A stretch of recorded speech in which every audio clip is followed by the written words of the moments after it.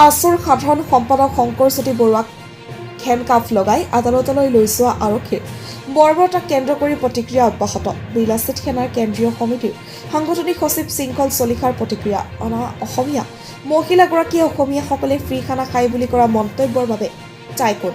তেনেকৈ ক'বলৈ ক'ত সাহস পালে বুলি প্ৰশ্ন কৰি অতি শীঘ্ৰে আটক কৰিবৰ বাবে দাবী জনাইছে শৃংখল চলিহাই আৰক্ষী প্ৰশাসনক।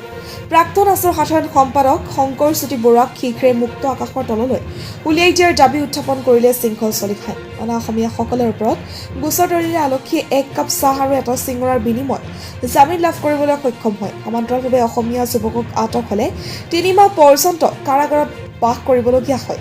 দুলীয়াজানৰ যি তেল ব্যৱসায়ী প্ৰতিষ্ঠানত ঘটনা সংঘটিত হৈছিল সেই তেল ব্যৱসায়ী প্ৰতিষ্ঠানখন অতি শীঘ্ৰে বন্ধ কৰাৰ আহ্বান কৰিছে শৃংখল চলিহাৰ বজ্ৰ কণ্ঠৰে। শিৱসাগৰৰ পৰা মুজাহিদুল ইছলামৰ ৰিপৰ্ট, সংবাদ 365। আমি এটা কথা স্পষ্টকৈ কৈ দিছোঁ, তাত এটা ভিডিঅ'ত স্পষ্ট হৈছে যে ফ্ৰী খানা খাবলৈ আহে সকলো। সেই মহিলাগৰাকীয়ে অসমীয়া জাতিটোক তুচ্ছ-তাচ্ছিল্য কৰিলে ফ্ৰী খানা খায় বুলি। এতিয়া চৰকাৰে তাইক জেলত ফ্ৰী ভাত খুৱাব নে নোখোৱাই তাইক লৈ আমাৰ প্ৰশ্ন আছে, আৰু তাইক গ্ৰেপ্তাৰ কৰিব লাগিব। তাই বাপেকৰ অসম নেকি এখন? তাই আমাৰ জাতিক তুচ্ছ-তাচ্ছিল্য কৰিব। জাতি মাটিৰ ভেটিৰ কথা কয়। জাতি মাটি ভেটিৰ কথা কোৱা চৰকাৰৰ দিনত অসমীয়া জাতিক ফ্ৰী খানা খায় বুলি তুচ্ছ-তাচ্ছিল্য কৰিব, এই কথাবিলাক হ'ব পাৰে নেকি কেতিয়াবা? আৰু এটা কথা স্পষ্ট, সেই মহিলাগৰাকীক এৰেষ্ট কৰিব লাগিব আৰু শংকৰ জ্যোতি বৰুৱাক অতি শীঘ্ৰে মুক্তি দিব লাগিব। এতিয়া অসমত এটা ছিষ্টেম চলিছে, যদি অনা অসমীয়া মানুহ আৰু অসমীয়া মানুহ এজনৰ মাজত সংঘাত হয়, অনা অসমীয়া মানুহজনক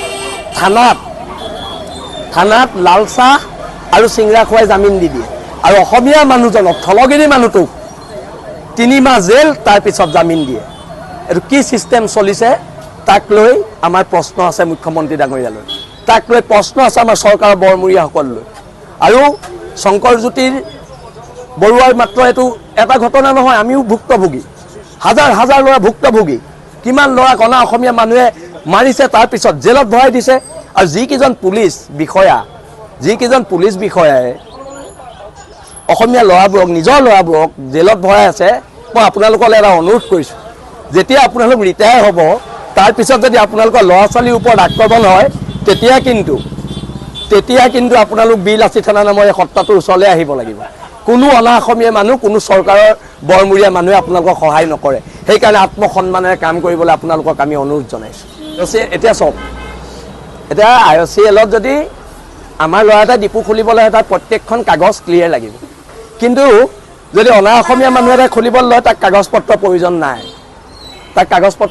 নাই। মই কৈছোঁ নহয়, সকলো আইন কেৱল আমাৰ বাবেহে, সিহঁতৰ বাবে আইন নাই। সিহঁতক ফ্ৰী লাইচেঞ্চ দি থৈছে, খিলঞ্জীয়াক মাৰ, ভূমিপুত্ৰ মানুহক মাৰ, সিহঁতৰ কাৰণে ফ্ৰী লাইচেঞ্চ।